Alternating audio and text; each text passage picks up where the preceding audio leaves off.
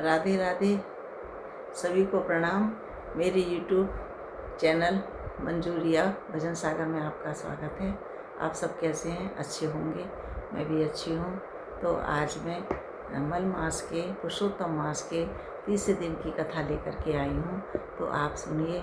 मैं थोड़ा सा जो है भागवत वगैरह पढ़ती हूँ, तो उसमें से मैंने थोड़ी छोटी ये कथाएँ पढ़ी हैं जो मैं आपको शॉर्ट रूप में सुना रही हूँ, तो ताकि आपको भी इस चीज़ की जानकारी हो।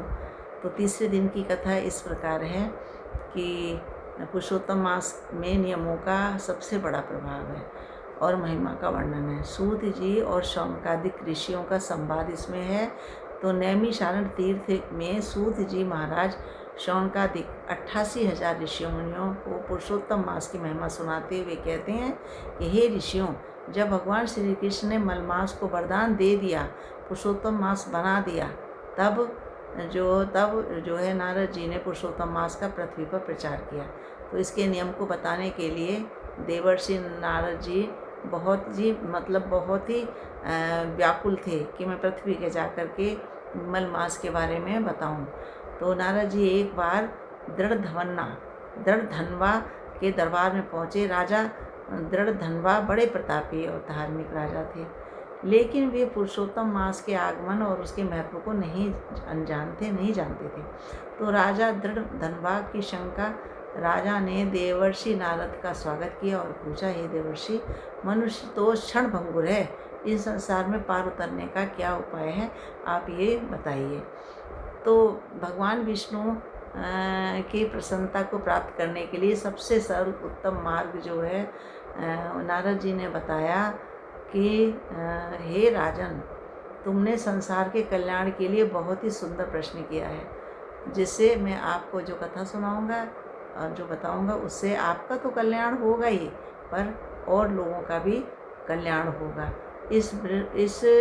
तुमने संसार के कल्याण के लिए बहुत ही सुंदर प्रश्न किया है। इस ब्रह्मांड में पुरुषोत्तम मास, लौंद का महीना, इससे बढ़कर पुण्य देने वाला कोई व्रत या समय नहीं है।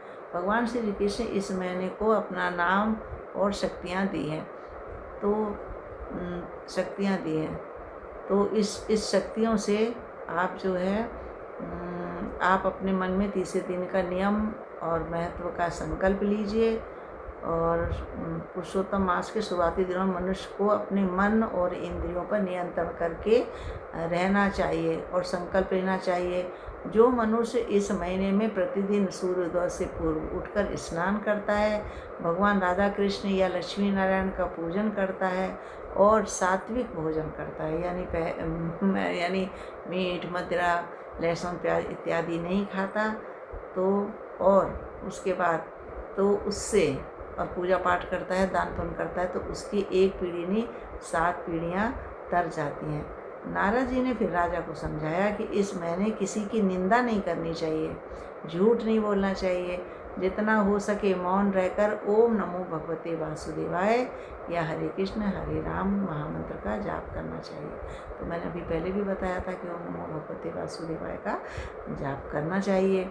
तो इस तीसरे दिन के नियम को समझकर अपने जीवन को ढाल लेना चाहिए।